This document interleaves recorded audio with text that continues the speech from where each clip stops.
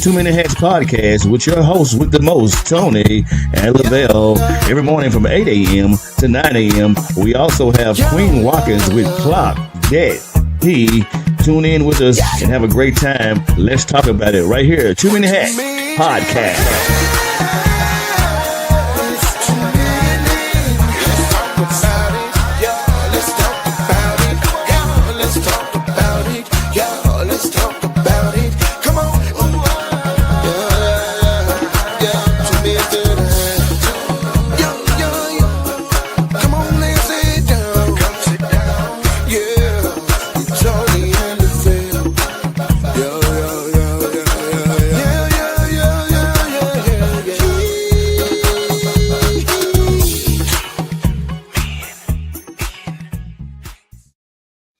Top of the morning to you, my good people. Happy Wednesday, Hump Day Wednesday. It's a beautiful day in the neighborhood, man. It's your host with the most, Tony Mays, Lavelle Salter.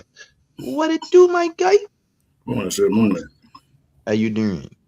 I'm doing it, man. I know that's right. We can't help but to do. Yes, sir. I just got confirmation, man. What's that? My book's on the way. Oh, yeah, man. I'll be here today. I ordered one from Miss Phillips as well. I ordered 5. Okay, yeah. I started off now. I ordered 5 of them joints. Yeah, because I wanted to, me and Monica to read together, and then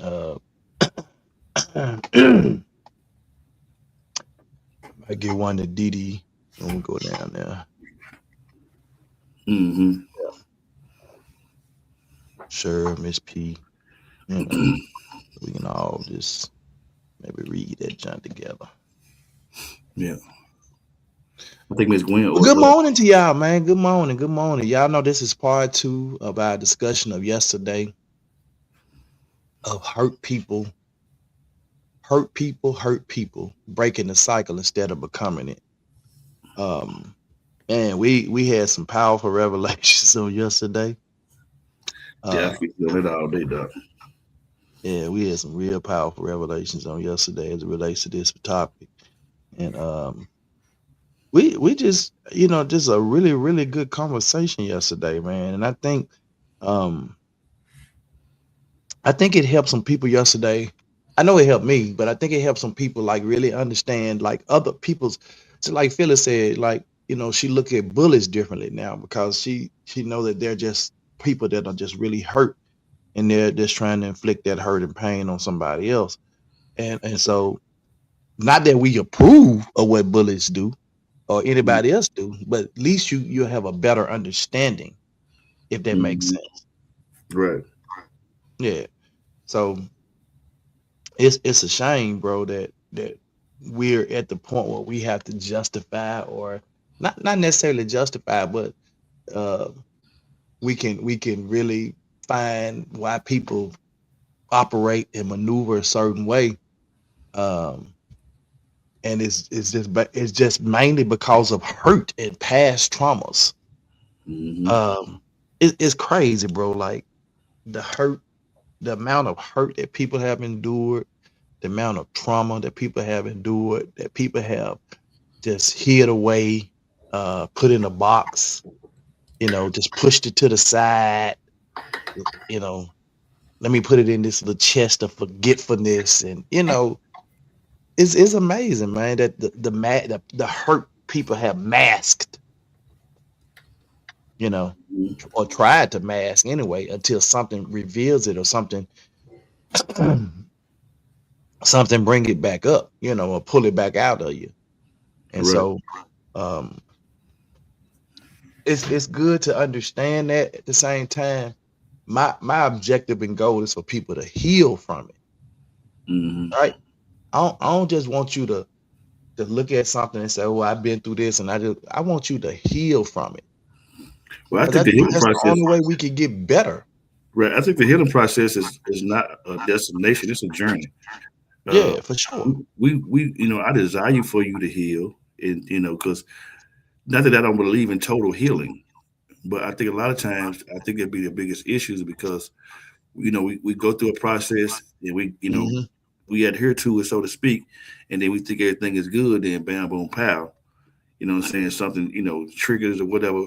So that's why I believe it's just a process to always be working on you. You know what I'm saying? Right. Maintenance on you. You know what I'm saying? Maintaining your spiritual, your mental well being. Right. You know what I'm saying? Yeah. Because Uh, ain't no one above stop all things, that you'll prosper and be in good health, even as hmm your soul prosper. Right. Yeah. So we want you guys to be good. We want you to hear if you are a person who has experienced, are experiencing, past hurt traumas, or currently experiencing some traumas or hurt. hmm We want you to be in a good place, a place of healing, you Right. know, um, so that you can be the best version of yourself, you know, hmm or become the best version of yourself. You know what I mean? So, Yeah. uh, The other thing that's just so man kind of ironic to me when I was doing the research on John Bradshaw. He's been deceased for a good little while, but it's like he's hasn't. And of course, I didn't know he's been having his like reawakening, so to speak, because his mhm, audiobook just got re-uploaded like 6 months ago on YouTube. So yeah. like it's real. It's his conversation and his train of thought process has emerged, so to speak. It's kind of odd to me. No, man, because we're in an era, and he could have been, if you think about like his writings, he could have been ahead of his time. That's true. Sometimes, man, God allow people, you know, to put things out that's gonna. I mean, if you think about the impact of Martin Luther King or Malcolm X or Frederick Douglass or any of those, Harriet Tubman, God allow those people, and those things that those people did way back then are affecting us or impacting us now. That's true. So even as it relates to him, he it could have been one of those things where he put this out there, people listened to it, and it affected some people who got. Let's be honest. Sometimes it hmm hit the other group before it hit us. That's true. And maybe it's just hitting us in our group. Yeah. You know, I don't know. Yeah. So, Hey. but hurt people, hurt people, and it's not a good feeling. And I don't think it could be I don't think it's a great feeling on either end if you're the person that's doing the hurting. I don't think hmm that um for the most part, I don't think that people just get off on that. Let me just wake up this morning and hurt somebody. hmm I mean, there are some crazy folk out here that probably, want to hurt people, but the kind of people we're talking about that cause trauma and stuff on people. Well, let me take that back. Because there are people out here that cause trauma indirectly Yeah, that's we said mainly yes. destroy folk lives and they cause trauma. hmm If you think about the Ku Klux Klansman that wakes up every morning with hate in his heart for anybody outside of the white race, um, that could be, you know, traumatic, you know. Good morning, Uh, Miss Phyllis. Make sure and you inbox me your address so I can send you your book. and he and that person probably wakes up and it's probably been taught. And you know what? I think there's a level of trauma there too, because you don't wake up. You as a kid, you don't just from a kid wake up and be like, "Oh, I just hate people." Yeah, That's a that's a they have taught to be taught. behavior. Yeah, absolutely. Yeah. hmm So that's trauma too, if you think about it. Because if I'm a kid and I just want to be a kid, and then you my parent, you gonna come won't you play with them nigger, don't you? Yeah. And the kid like, that's my friend. And hmm then you're taught to hate your friend. So I don't know, it's weird. But I mean, I just watched this video on Instagram this morning, and the gentleman was saying, he said, the stuff that we go through just when we become adults, all of the racist stuff and You know, the world just going so fast, your jobs, the traffic, the this. He said your body and your spirit wasn't made to feel all this uh I forget the term or word to use, but the stuff that just, unwarranted for your spirit. He said when you were a child, you just really like be, oblivious to the fact that I'm here, life is life, and then for an adult to put their bleed on you, so to speak, your they unhealed trauma, and they be, because they daddy told them to hate, then you just gonna keeping the cycle. Yeah, keep the cycle going. You know what I'm saying? But And that's why I'm glad you added breaking the cycle instead of becoming it. right. Mm-hmm. Some Yeah. people don't know how to get out of the cycle, Good morning, sir. especially when you start talking. Good morning, Dave. When you start, good morning, Phyllis. When you start talking about uh, uh, taught racist behaviors, um, man, some of them rise above it and get out of it and say, "I'm not gonna be like you. I'm not gonna hate like you," and then you'll be amazed at the people who call themselves Christians and call themselves religious people that don't like other races. Mm-hmm. Yep. So I'm like, how do you follow the principles of the Bible if you hate people because of their skin color? Mm-hmm.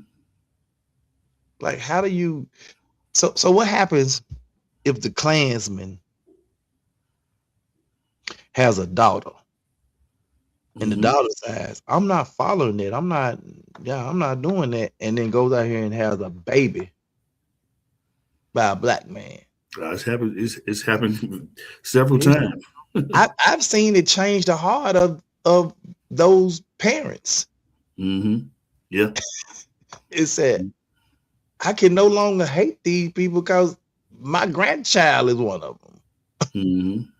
So I can't hate them, So I have seen that, Right.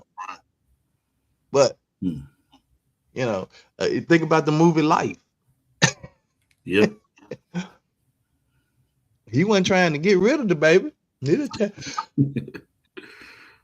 wanted to figure out who his daughter had been creeping with. Right. Phyllis said the author mentioned yesterday that he was possible dealing with the things his grandfather did. Ooh. Oh, probably, absolutely. Mm-hmm. I don't doubt that at all. And that was trauma for him. It's the same thing we were just saying. Like, if you grew up under a household where you were taught to just hate people and do this, that's trauma, man. Especially if that ain't the life that ain't who you are as a person. Mm-hmm. That's trauma. Yeah. Anyway, hurt people, man. Breaking trauma cycles in our homes, streets, and communities. I don't even know where we left off at, man, because we was. I said I was. We always kind of go through the slides anyway, so Yeah. Okay. we But why this matters? coming up 70% of adults experience at least one traumatic event. 1 in 5 U.S. I thought these were some interesting statistics. I don't know where you got these from, but 1 in 5 U.S. adults live with mental illness. 60% of inmates report childhood trauma. 91% of domestic violence survivors experience childhood abuse. Wow. Let me take this down, man.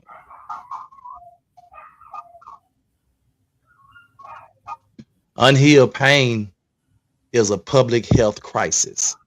Yeah, that was wow. Yeah. It's a public health crisis. The origin of the phrase, it was popularized like,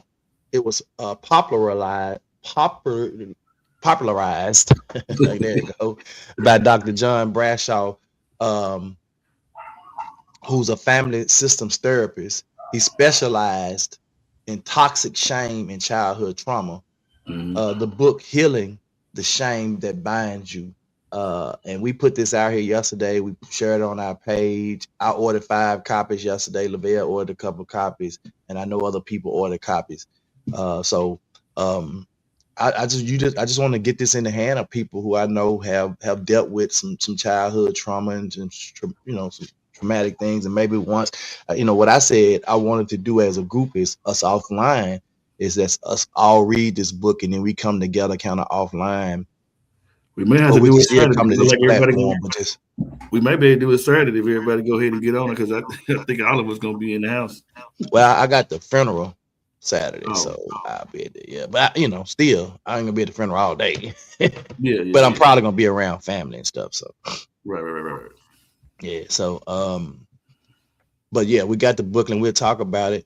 I'm not opposed to talking about it online where we all come together and just share excerpts from the book or something online, or things that from the book that impacted us online. Yeah, I mean, I'm not either. Yeah.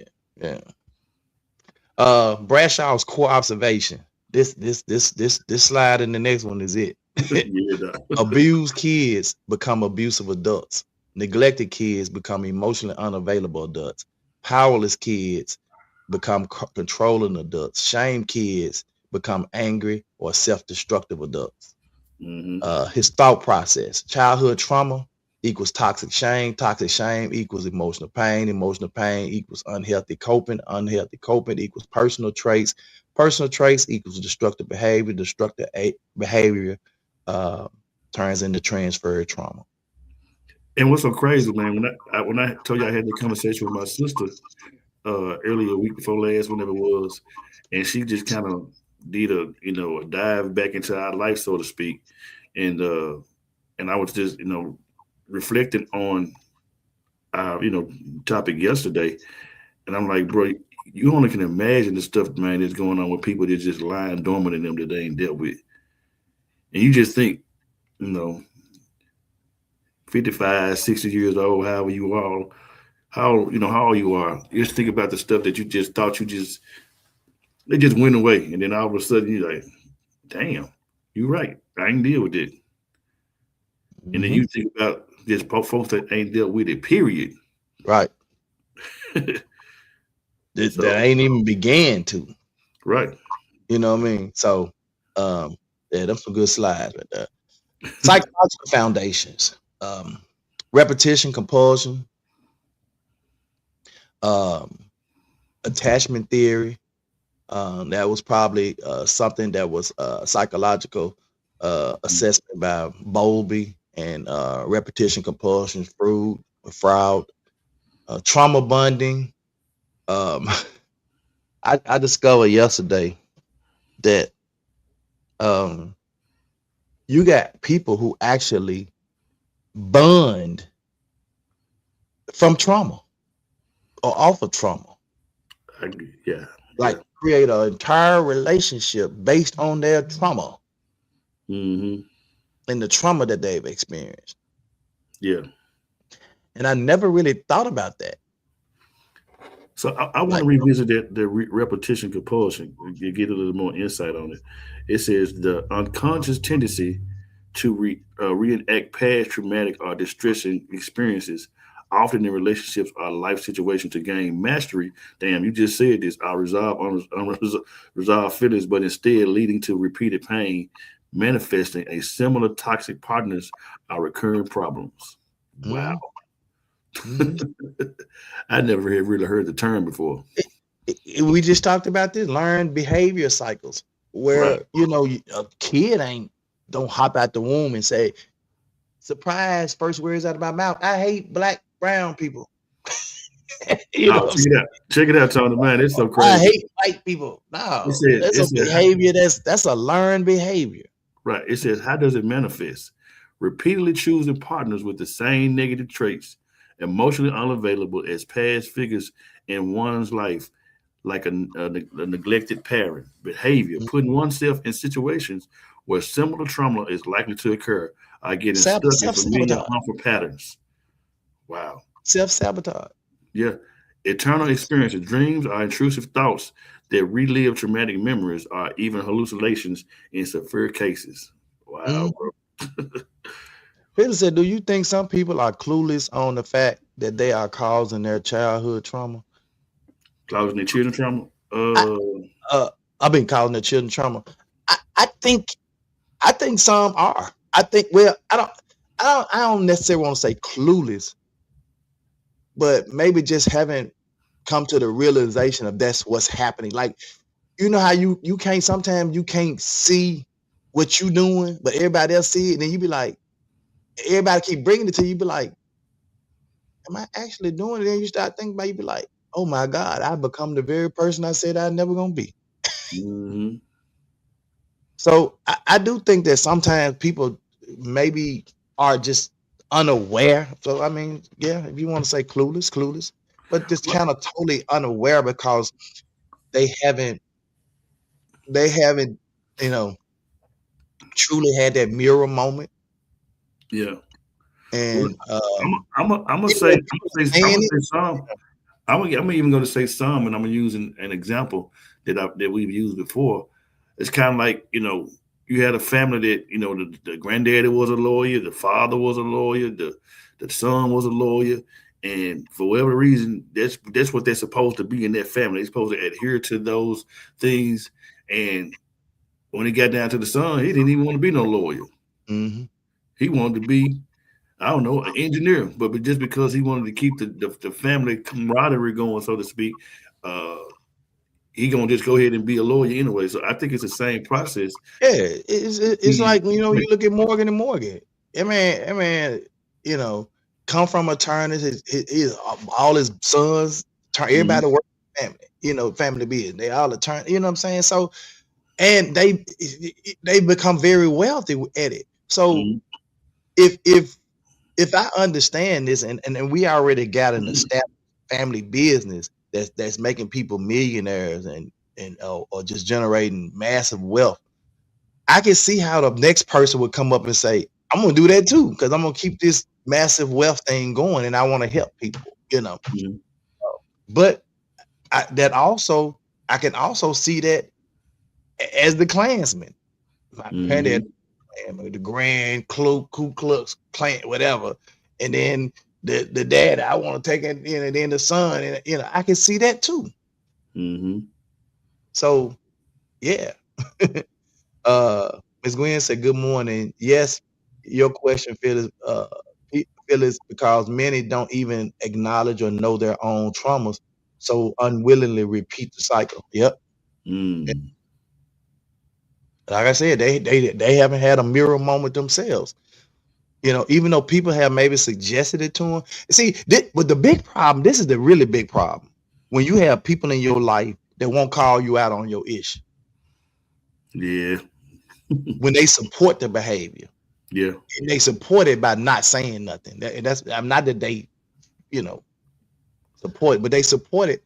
If you don't say nothing, like I tell people, if you ain't got nothing good to say or to help somebody, you part of the problem. yeah. But I saw a I mean, video yesterday. that's so easier said than done, bro. Because a lot of people don't respect accountability partners. They don't. They don't. They so easy to tell you when your shit off, but Bro, if if think about all the times, bro. Because I feel like if I'm your friend, Mhm. I should tell you where you're lacking or where you making a mistake. You know what I'm Right, saying? right. And vice versa. You should tell me. You know what I'm saying? Mhm. I saw a video yesterday, and it was clearly the neighbor saw it on maybe like their Ring camera or something. But this black dude, he held up a little kid. The kid looked like he might have been, I don't know, 5, 6.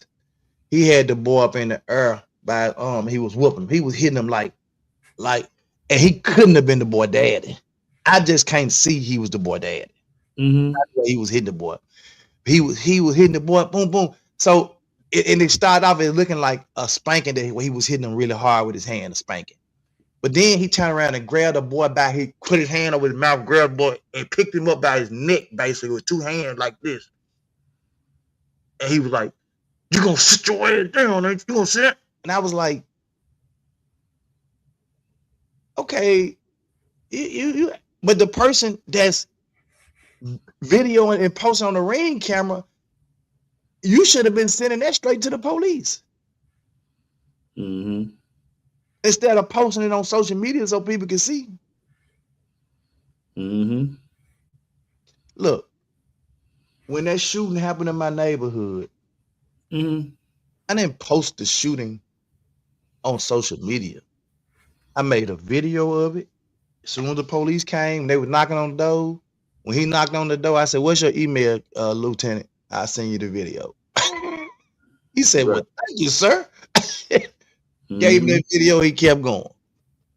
Right. Gave me his email, sent it to him, kept going. Mm-hmm. Sometimes we support people's mess indirectly instead of just calling them out on their mess. I agree that. Phyllis said not always, but people mostly become the product of their environment. If one grows up in hate, they repeat hate. If they grow up in love and compassion, they are usually loving and compassionate. Yeah, we said that earlier. Mhm. Neuroscience of trauma. Trauma rewires the brain. Amygdala. I wanted to look at it. I'm gonna look up all this stuff again. Yeah. Prefrontal cortex underactive. Fight, flight. You know, a lot of people have that fight or flight syndrome. Freeze, defrost. Emotional regulation decreases. And we went over all these yesterday. I think this is where we stopped. I think we read a couple of these and stopped, I think. But the 8 study reality. The adverse childhood experiences increase risk of, and that's called the 8 study reality, adverse childhood experiences. But it increases risk of addiction, depression, violence, chronic illness, suicide, and criminal behavior. Check this out. It's the chronic illness though, man, where you just suffer so much or so much trauma to the point that it literally has you sick, chronically ill. Right. It's like you holding and harboring so much pain in until it making you sick. Mm-hmm. Yep. Or, you know, to take it further, you just can't address, you can't even handle what this trauma has done to you to the point that you're contemplating, or, you know, some people take their lives. Mm-hmm. Think about the kid that is bullied at school. They're picking on them, calling them names, doing this, doing that, you know, and the kid can't handle it, and he comes home and slit a wrist or slit his own throat or take a bunch of pills and that, you know, and unalives himself. Mm-hmm. How many of them stories that we heard? So many. You know what I'm saying? I was like an advocate when COVID happened. And for whatever reason, a lot of people weren't even really talking about it. You know, it was like little pockets here and there. You know, the mental onset that happened to children because they were so used to being social and going to school, and then they was out of school all those times. And it was a lot of young people, children that was unaliving themselves during that time. And even though that's been, you know, almost 6 years ago, I think that whole thing that happened, I still think we don't even really know what happened to us. You know what I'm saying? And I think a lot of people are really still experiencing something from that 6 years ago, because your life, it's like the whole world stopped. Mm-hmm. You know what I'm saying? So, and then, you know, our families found out, you know what I'm saying, if we really love each other, because y'all finna be in each other. Boy, it was some families tested during COVID. You can't go out and go with Johnny Sue house today, Doc. Man, you been in the house every day, all day. You done watched reruns over and over again. You done binge watched all your favorite shows. Mm-hmm. Yeah, Doc. So I think at some point it's gonna be a test come out of some sort of something they're gonna come on, and folks are still affected by it, and they But don't but even really. it was a lot of good that came out of COVID though, It because was. people learned how to be independent. They learned how to. There's a lot of people create businesses, started businesses. Mhm. Think about all the DIY the DIYers that came out of the closet. They Yeah. realized they could do stuff because they started. Let me just get some stuff and try some stuff, and then they realized, man, that came out pretty good. Let me do some more. Man, Mhm.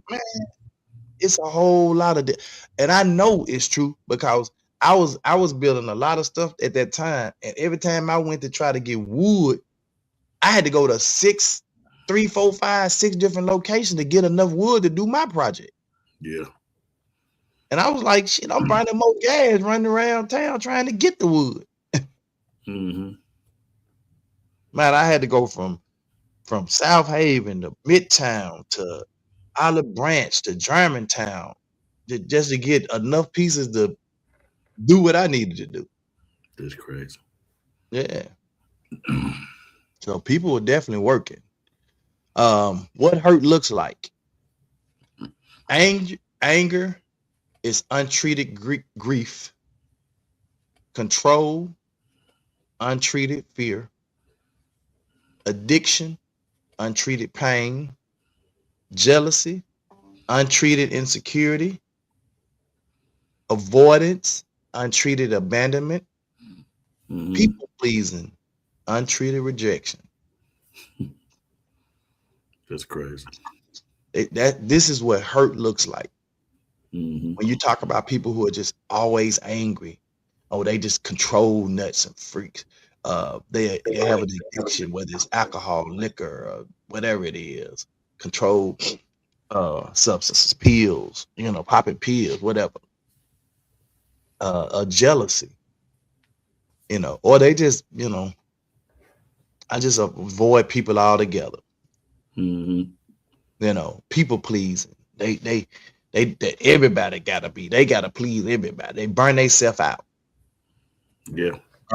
Ms. Gwen said ACE factors are now considered in MSC as student discipline. Student behavior can be directly impacted by childhood experiences and trauma. Mhm.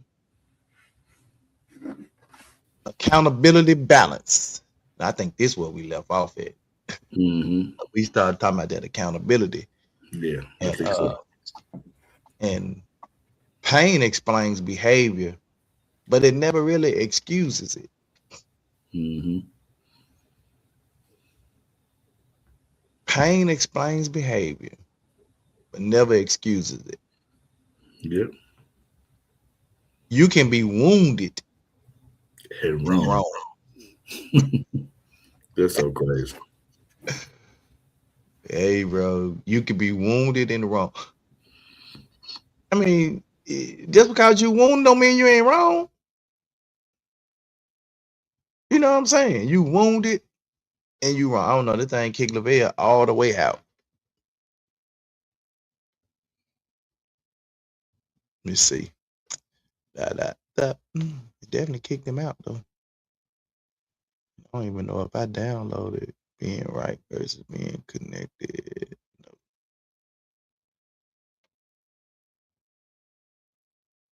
I do have it though. He gonna have to probably log back in.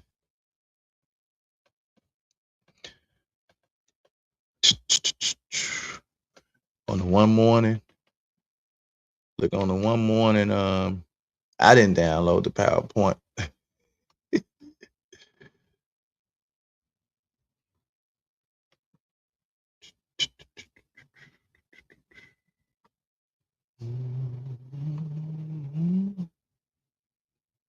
All right, y'all work with a brother.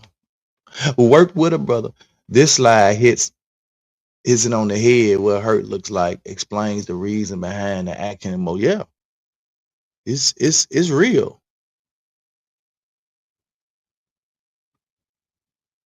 It really is. It's real. And Miss Gwen, when you think about hurt people and um what that hurt looks like, what I'm seeing in these slides too is even when we when we don't recognize people's hurt because we're just, it's just like you said, you like, I don't be knowing when people be hitting on me because I be you know what I'm saying? So this could be the same way when we're kind of dealing with people who have hurt and trauma. If we don't recognize certain symptoms or certain signs, we'll never know it, right? And so he says PC froze and shut down. But because of that hurt trauma now, and because of like these slides and really understanding, just like you said, understanding what it really looks like, it can really truly help us at least recognize what when people are hurting, right? And then even maybe understand like what it is that they probably need. And a lot of us are maybe not in a position to start recommending treatment for people, but at least we can say, hey, I see this, I see, can we talk about this? And maybe and some people will maybe embrace the conversation depending on how you approach them, and some people won't. They're like, ain't nothing wrong with me, I ain't got nothing going on. Those people that are in self-denial. Yep. And they don't understand the accountability part of it, right? Because like you said, the pain explains the behavior, but it don't excuse it. Nope. I know you in pain because I see the behavior that you're doing, but it don't excuse it. Mm-mm. And just because you're hurt and wounded, don't mean you can't be wrong. Yep. The most important thing is your trauma is not your fault. And 99.9% of the time, the trauma that is caused is not your fault. Mm-hmm. Your healing, though, is your responsibility. Right. So the trauma may not be your fault at all. 99.9% of the time, it's not your fault at all. Mm-hmm. But your healing is definitely your responsibility. Because I can't make you go get healed. I can't make you go through healing. I can't make you go see a counselor, go through treatment. I can't make you do nothing. You gotta want to do that. It's your responsibility. Mm-hmm. Hey, Sarita. Ms. Gwen said, I love this particular topic because it helps identify the why. Yep. Like I said. And see, some of the telltale signs that sometimes we just may be oblivious to it. We might not be paying attention to it, right? Mm-hmm. She said why we do and say the things we do, or help to understand why others interact with, do and say what they do. Mm-hmm. Others we interact with do and say what they do, right? But your healing is your responsibility, man. It's not the next person's responsibility for you to heal. It's your responsibility for you to step out there and say, I gotta do this, and don't do it for nobody else.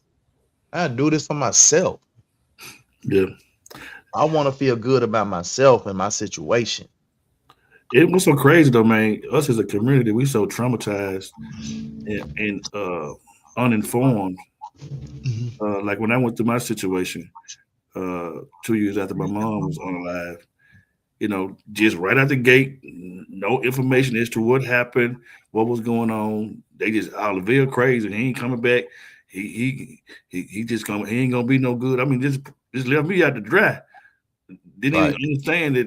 Even though to you, 2 years may seem a long time, but you didn't even understand the trauma that I had just experienced.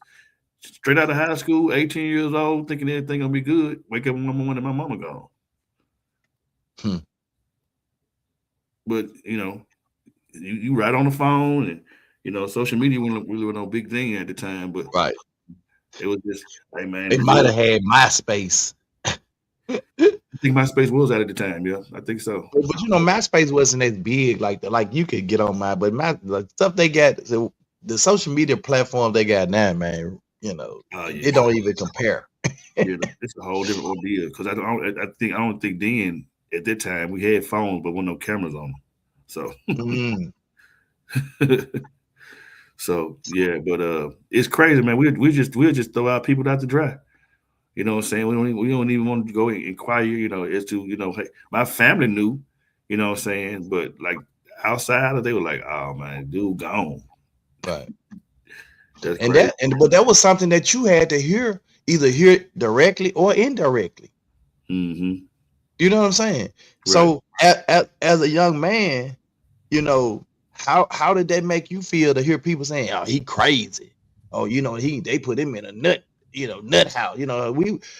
Children can be so unforgiving sometimes with what they say. Yeah. I mean, and it followed me even up until when me and Don got married to some of her family members. Of course, I won't say no names. How you gonna marry him? He crazy. What? I was like, anyway. But look at us now. And that was because both of y'all came up in the same church, and they probably saw some of the experiences in the church, or what went through when your mom, you know what I'm saying? Yeah. And they trying to go off what they don't really know. It just what they heard. That's true. Yeah. Phyllis said yes, because when he mentioned shame can be the cause of OCD, that was triggering. Wow. I said it because you asked me yesterday. You know what I'm saying? Why people don't face the stuff and deal with it.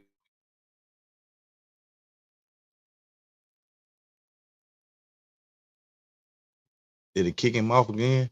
It's crazy.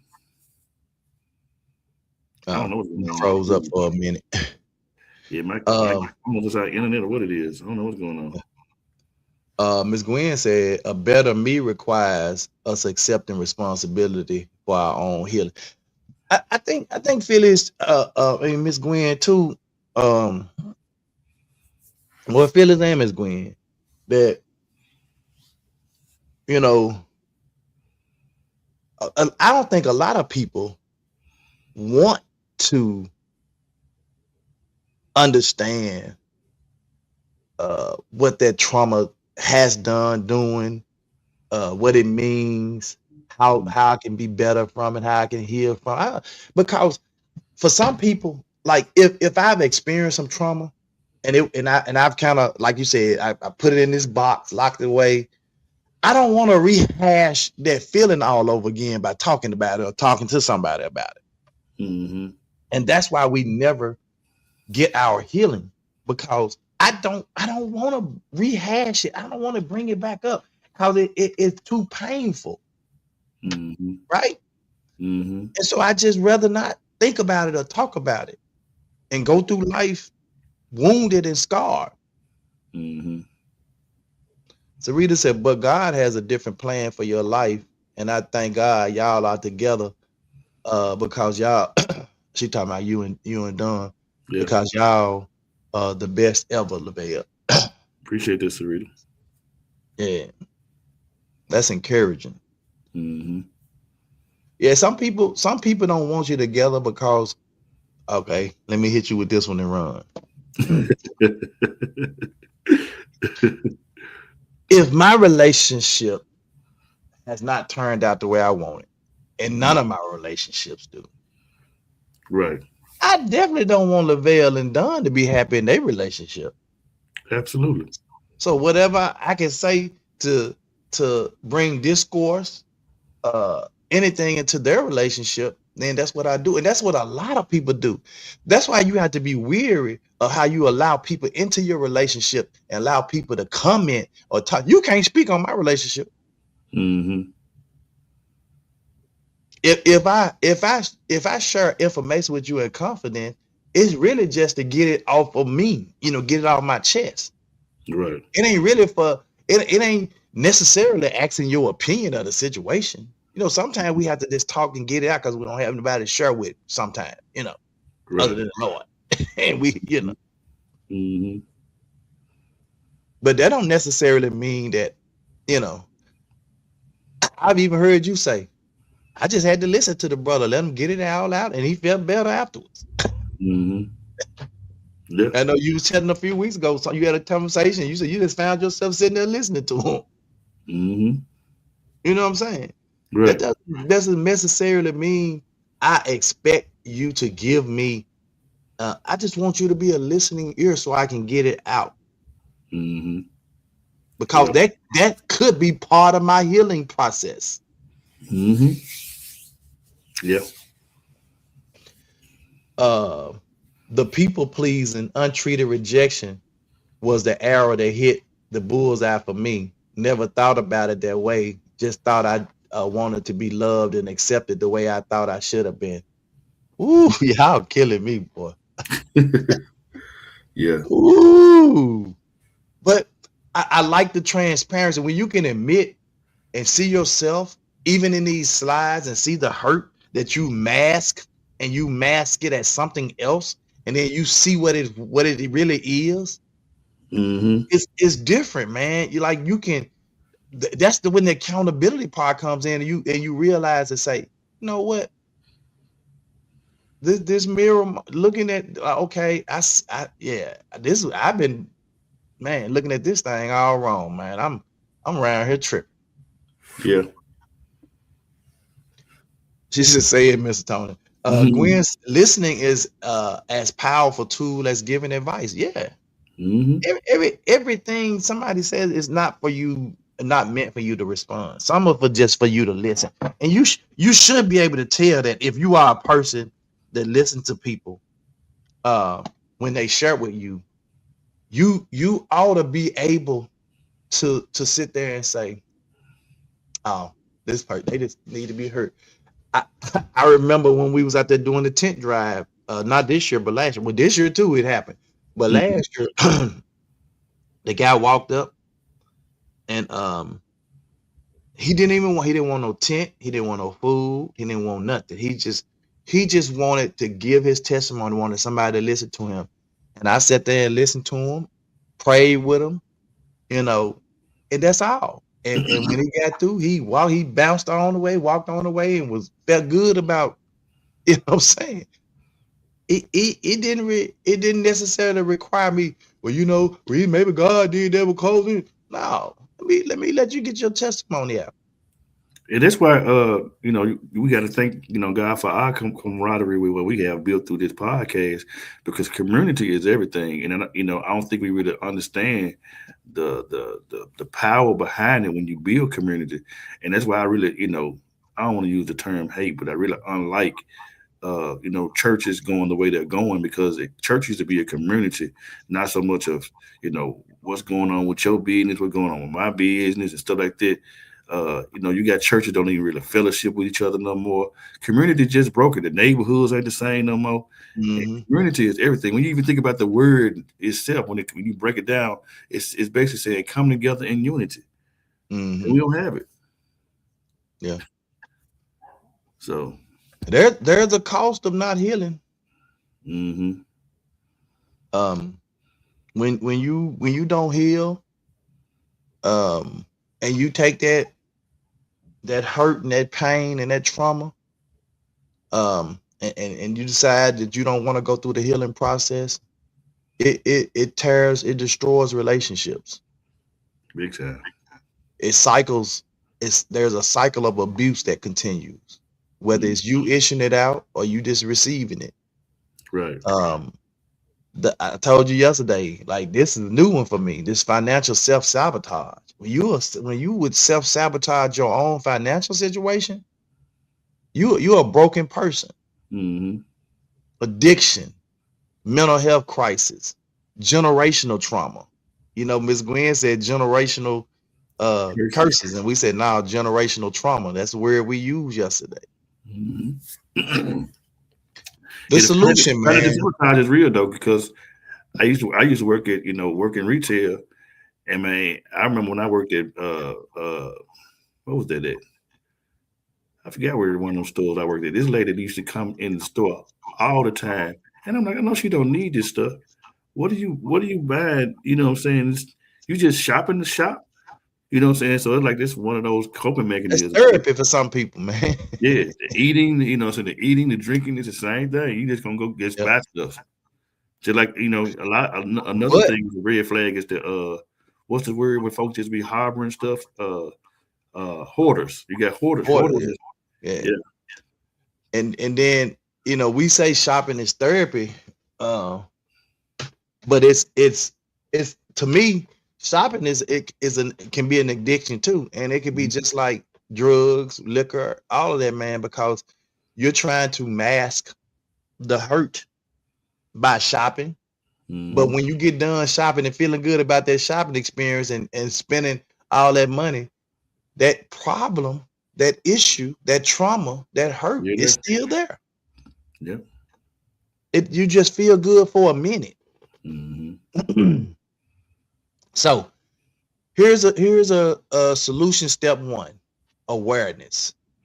Identify emotional triggers, journal reactions, track emotional pain. So if you don't, okay, so basically this is for those self-healers or trying to, don't want to go and talk to nobody because I don't, so Right. so try to let's try to kind of go through some of the stuff ourselves. Awareness. First of all, you got to be aware of what's going on. Right. Identify what triggers you emotionally. Write down when those triggers come, what are your reactions? Journal those actions. Then you track the emotional patterns. I'm sorry. And then name childhood wounds. Start thinking about things that wounded you, that gave you that trauma as a child, as a young adult, or teenager, young adult, or as an adult. And write those. Good morning, Ms. Paulette. Write those things down. Right, name them. Right. Step 2, support. You're gonna either get some counseling from somebody, some therapy, or find you a support group, a little small support group, where you can go and maybe just listen to other people's trauma, listen what other people have been through, or mentorship, or just find you an accountability partner, somebody that you can share with that can support you in this, that won't judge you. Right. You know what I mean? So this is step 2. After you go through the awareness part, you have to have a support. You got to have, so you can't do it by yourself, y'all. You can't. You got to have some type of support. Somebody that's gonna hold you accountable for when you come on now. I'm with you. I'm with you. Don't give up yet. Boundaries. Anything that has a toxic connotation to it, you got to cut it off. You got to say no without guilt. You got to stop rescuing broken patterns. When you have patterns that let me go, I'm going back, and that's why you need that accountability partner too. Yep. Or a therapist or somebody that can tell you, well, no, Ms. Jones, you can't do that. You can't go back in. I'm here to help you now. You talk, protect your emotional energy. Man, look, if you want this right here, we'll send this one to you for sure. Oh, this letter here, man. I'm probably gonna print this one out that I can put it. This one ain't never going nowhere. This is gonna be one of my favorite ones. Man, all these steps you need to put in your book and just give credit to whoever did it. Yeah. A lot of the stuff that's being shared is in the book. Okay. Solution step 4, rewiring. You want to have that those cognitive behavior techniques. You want to home those cognitive behavior techniques. Placement, man, putting your thoughts on good things and a replacement, putting them on good things. Emotional regulation training and mindfulness practices. Ms. Gwen, you have it already. I already sent it to you. Phyllis said shopping was therapy for me. After my mom passed away, I went to Walmart every single day and got depressed heading back home. That's what I'm saying, because it didn't do nothing for you long term. It was just, it helped you in that moment to not think about it. But as soon as you walked out the store and started driving home, it was right back to business as usual. I got you. Yeah. So you have to rewire. You have to rewire your whole system, right? That's step 4. Step 5, healing practices, forgiveness work. You got to do some forgiveness work. You got to be able to forgive yourself, forgive, you know, don't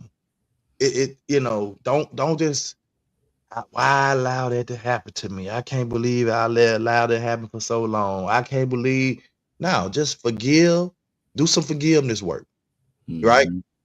Try to process that trauma. I know it's tough. It's trying to think about it and relive some of the traumatic moments, but you have to process it. You have to go through and process it and deal with it in that moment, because that's the only way you're going to get past it.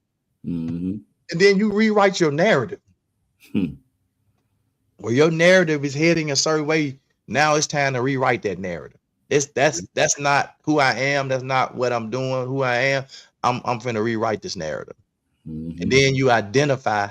What I'm saying, not identify, but have some identity rebuilding. You want to rebuild your identity. Yep. It's good stuff. Yep. So breaking the cycle, heal what your parents couldn't. My God.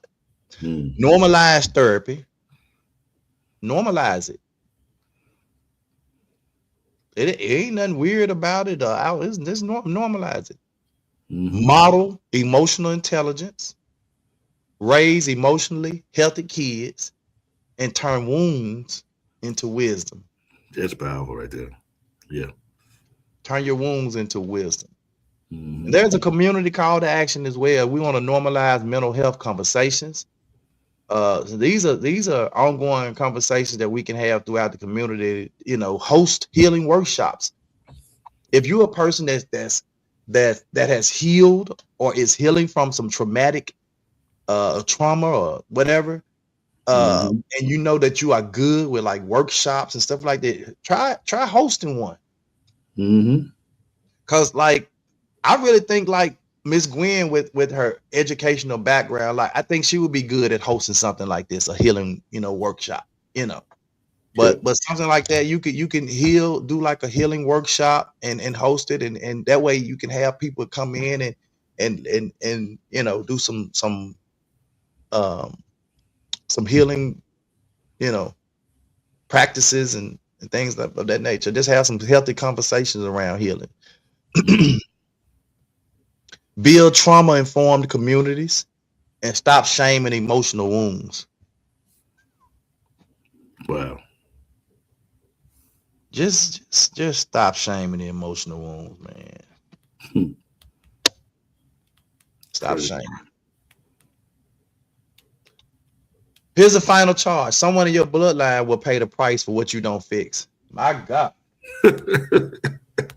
My God, my God. Wow.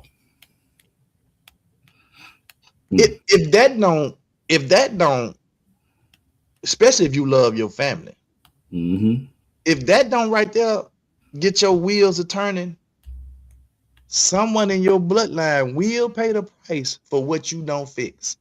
Yeah. Be the one who breaks the cycle.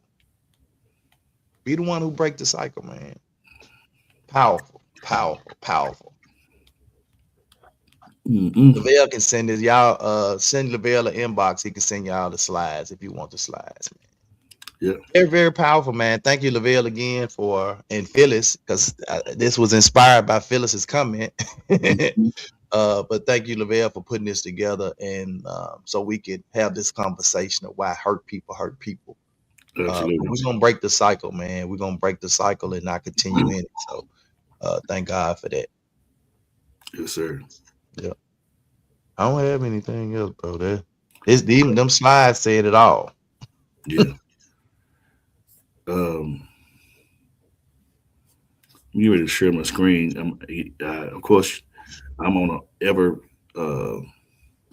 learning process. Today, I will be on I guess you call it a webinar, a Zoom call. This gentleman that I've been following named David Kessler, he's a grief counselor, and he's having a Zoom call today at 1 p.m. Helping others with grief in 2026. This dude here, man, I'm talking about, he's powerful. He actually has some opportunities where you can get some training and stuff like that. And so if you guys don't have nothing to do around that time, I'll put the information in the group, and also if you want me to inbox it to you. But I think it's like 2 hours, and it's gonna be a lot of people, talking about grief on there and what they've been through and stuff like that. So I'm trying to scroll down so y'all can see some of it.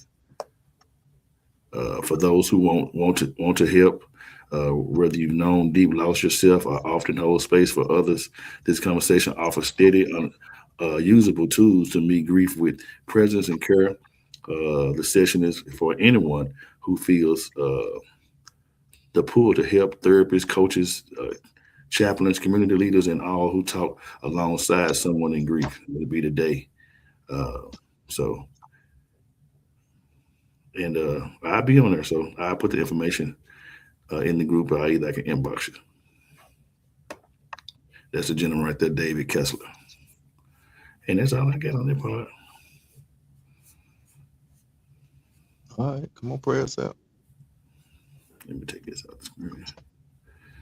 All right, most gracious Eternal God, our Father, Lord God, we thank you for this day. Thank you for this time. Thank you for the wisdom that you've imparted into us today to be able to deal with the hurt. And Lord God, we want you to actually help us in this healing journey, because we do know that sometimes things will occur that it can start things back, and we want you to give us the spirit and the knowledge and the courage to deal with the things and have a community of accountability partners to help us going through what just going through life, because life be lifing. And we thank you that you can be the one to help us with it, but we also want people around us that you placed in our life to help us through these opportunities.